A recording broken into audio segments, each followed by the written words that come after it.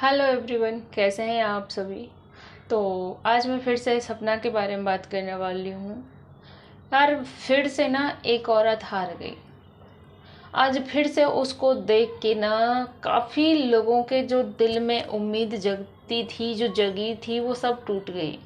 मतलब एक औरत जब तक सहती रहे सहती रहे सहती रहे तो अच्छी है, और जिस दिन वो अपने हक के लिए, अपने आत्मसम्मान के लिए बोल गई कुछ, उस दिन वो बुरी बन गई। आप लोग एक कमेंट्स करके चले जाते हैं, उससे आपको कोई आइडिया नहीं कि दूसरे की लाइफ, दूसरा इंसान किस हद तक अंदर से डैमेज हो जाता है। उसकी शादी का इस तरह से मजाक बना दिया गया है। सपना तीसरी शादी करेगी, इसलिए हक मांग रही है तीसरी शादी। सबसे पहली बात तो वो कई बार सोशल मीडिया पे बोल चुके हैं कि मैं तीसरी शादी नहीं करूंगी। अरे मान लिया अगर, चलो कर भी लिया, उसकी इतनी पूरी लाइफ पड़ी है, अभी उसकी उम्र ही क्या है, चलो कर भी ले, चलो वो दे भी दे। ये है ना, सास ससुर के मन में भी ये है, कुछ लोगों के मन में भी ये है कि अरे इसलिए मांग रही है कि तीसरी शादी करेगी।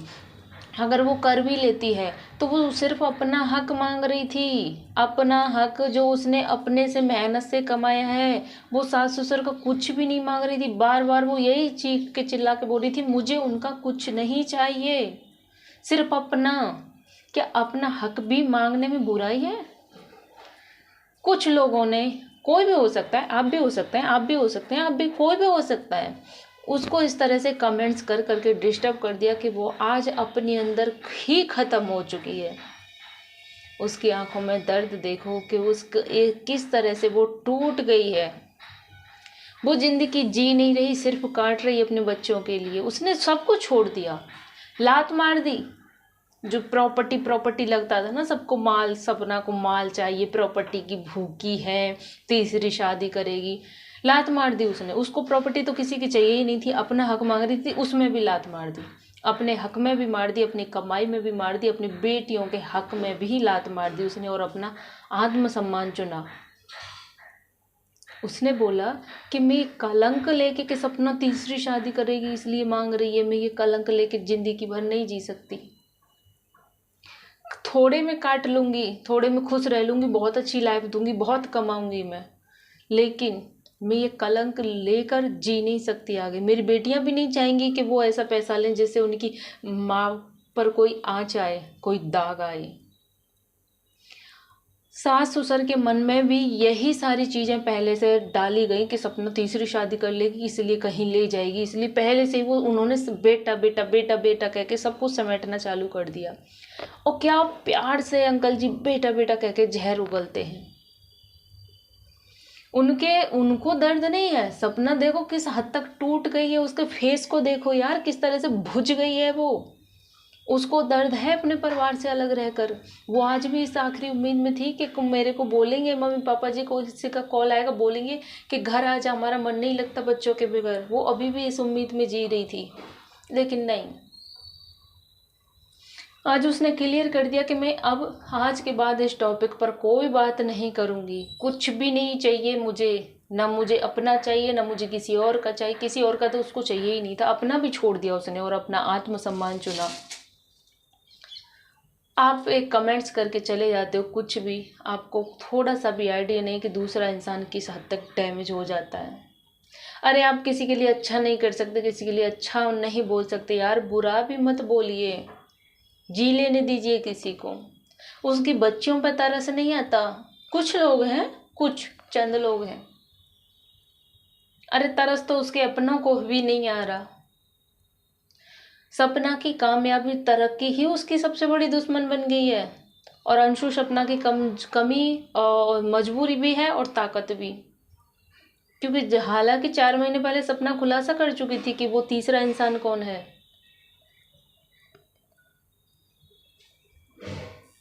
राजवीर भैया के जाने के बाद ही सब कुछ पहले से ही समेटना चालू कर दिया था। मतलब अकेली औरत को कोई हक नहीं है जीने का, जी नहीं सकती वो। आज उसे घर से भी बेघर कर दिया। चाहते क्या है ये लोग, मर जाए वो। सपना के दिल से आज कल रात का वीडियो में हाय निकल रही थी, उसके दिल से बद्दुआ निकल रही थी। क्या करे, यार किसी बेबस औरत की, किसी विधवा औरत की इस तरह से हाय मत लो। सपना ने बोला आपके भी बच्चे हैं, आपका भी परिवार है, आपकी भी बेटियां हैं, कभी खुश नहीं रहोगे मेरा घर बर्बाद करके। क्या करे वो यार इस तरह से हार के टूट के। यार कब तक एक औरत ही अग्नि परीक्षा दे, कब तक? जिन लोगों को लगता है वो बेचारे सास ससुर रह गए, बेचारे अकेले नहीं रहे, वो अकेले बेचारे होते ना वो, तो उनको महसूस होता कि हम अकेले बेचारे, हमारी लाइफ कैसे कटेगी, बेटा आजा। वो कभी सपना को जाने ही नहीं देते, उसे इस हद तक मजबूर कर दिया कि वो खुद से साइड छोड़ के चली गई। उसने बोला भी है साफ साफ अपने वीडियो में कि देख लेना वो अकेले नहीं है, आज से मथुरा वाला घर कंप्लीट होने दो, पूरी फैमिली है जिसका पीछे हाथ है सपना के घर को बर्बाद करने में। वो पूरी फैमिली इनके साथ है, इसलिए उनको कोई दर्द दुख नहीं है कि वो अकेले हैं, क्योंकि है ही नहीं अकेले।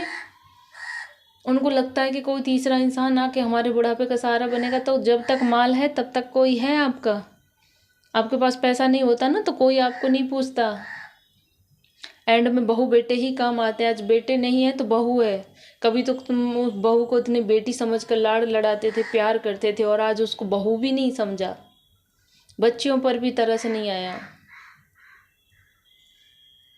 सब सपना ने बोला है कर्मा सबका लौट कर आता है, सबका। उसने बोला है अगर मैं कुछ गलत करूंगी तो मेरा आएगा, मुझे देख लेना, और कोई अगर मेरे साथ कर रहा है तो उसका भी लौट कर आएगा। बिल्कुल भगवान पर छोड़ दो, किसी को बर्बाद करके कोई आबाद नहीं हुआ, किसी का सुकून छीन के कोई चैन से नहीं सोया, किसी को रुला के ना कोई खुश नहीं रहा। तो कर्मा जरूर लौट कर आएगा, एक एक चीज़ का हिसाब देना पड़ेगा।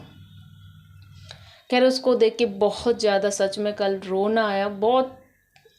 एक औरत ही हमेशा हारती है, औरत को ही झुकना पड़ता है हमेशा। आज फिर वही हुआ,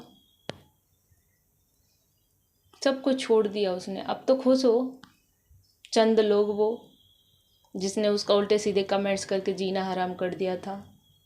खैर आपका इस पर क्या कहना है प्लीज़ कमेंट बॉक्स में अपनी राय ज़रूर दीजिएगा। मिलती हूँ ऐसी किसी नेक्स्ट वीडियो के साथ। चैनल पर न्यू है तो चैनल को सब्सक्राइब, वीडियो को लाइक कर देना।